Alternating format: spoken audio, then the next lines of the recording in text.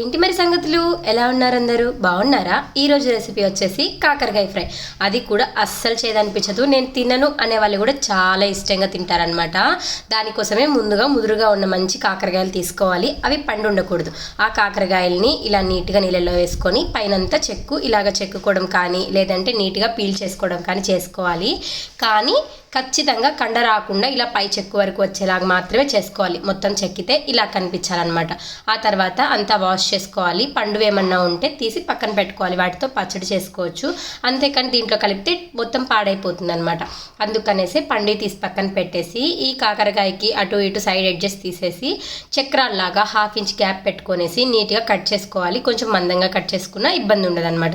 ఇలాగ నీట్గా కట్ చేసుకొనేసి వీటిని ఒక బౌల్లోకి తీసుకొని 1 టేబుల్ స్పూన్ ఉప్పు, 1/2 టేబుల్ స్పూన్ పసుపు వేసుకొనేసి నీట్గా కలుపుకోవాలి. దీన్ని బాగా కలపాలి. చేత్తో పసుపు ఉప్పు అంతా పట్టేలాగా కొంచెం ఎగరేసుకుంటూ కూడా కలుపుకోవచ్చు.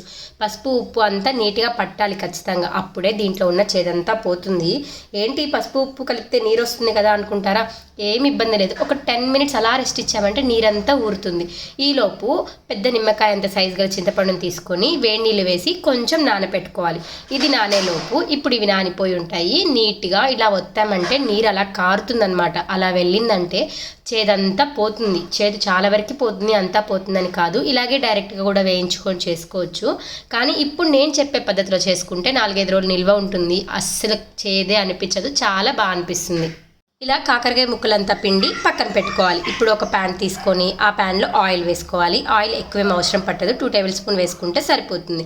దాంట్లోనే ముందుగా కట్ చేసి పెట్టుకున్న కాకరకాయలని వేసుకొనేసి నీట్గా వేయించుకోవాలి. ఇలా అంతా వేగి కొంచెం లైట్గా కలర్ మారిన తర్వాత దీంట్లో చింతపండు రసం వేసుకోవాలి. ఇందాక మనం ముందుగా తీసి పెట్టుకున్నాం కదా, ఆ రసంని నీట్గా వేసుకోవాలి. కొంచెం 1 గ్లాస్ కంటే నీళ్ళు తక్కువే పడతాయి. ఆ నీళ్ళన్నీ దీంట్లో కొంచెం కొంచెంగా వేసుకుంటూ గుజ్జు మొత్తం వచ్చేలాగా చింతపండుని పిండి వేసుకోవాలి. ఇలాగా అన్ని వేసుకున్న తర్వాత ఒక్కసారి మొత్తం కలుపుకోవాలన్నమాట. ఇక్కడ 1 గ్లాస్ వాటర్ పడతాయి.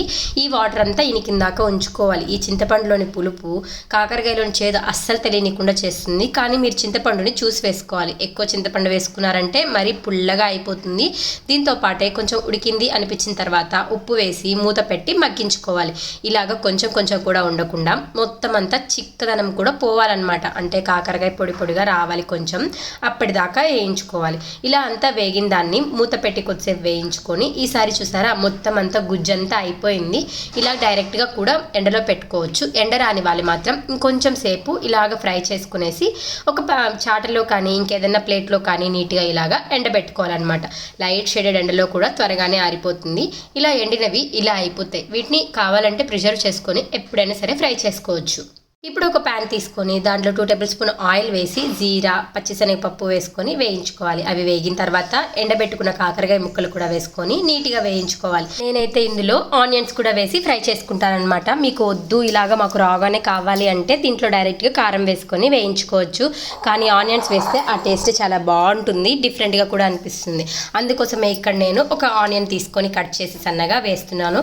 అది కొంచెం వేగిన తర్వాత ఉప్పు పసుపు వేసుకునేసి వేయించుకోవాలి. ఆల్రెడీ కాకరకాయలో ఉప్పు ఉంది కాబట్టి తగినంత మాత్రమే చూసుకొని వేసుకోవాలి. ఇలాగ లిడ్ పెట్టి కొంతసేపు ఫ్రై చేసుకున్న తర్వాత ఇలా అంతా మగ్గుతాయి కదా, ఆ తర్వాత లిడ్ పెట్టడం తీసేసి డైరెక్ట్గా ఫ్రై చేసుకోవాలి. మధ్యలో మధ్యలో కలుపుతూ ఉంటే త్వరగా వేగుతుంది. నాకు ఒకప్పుడు కాకరకాయ అంటే అస్సలు ఇష్టం ఉండేది కాదు. కానీ మా కాలేజ్లో తిన్న తర్వాత బాగా అనిపించింది. మళ్ళీ అలాగా కాకరకాయ పులుసు ఎప్పుడు తినలేదన్నమాట. అంతే, ఈలోపు మన కాకరకాయ ఫ్రై బాగా ఫ్రై అయిపోతుంది. దాంట్లోనే మనం కావాల్సినంత కొబ్బరి కారము, కొంచెం తెల్లగడ్డ కారం వేసుకొని వేయించుకోవడమే. దీంట్లో కొంచెం కారం ఎక్కువ ఉన్నా కానీ బాగుంటుంది. 4-5 రోజులు నిల్వ ఉంటుంది. బాయ్.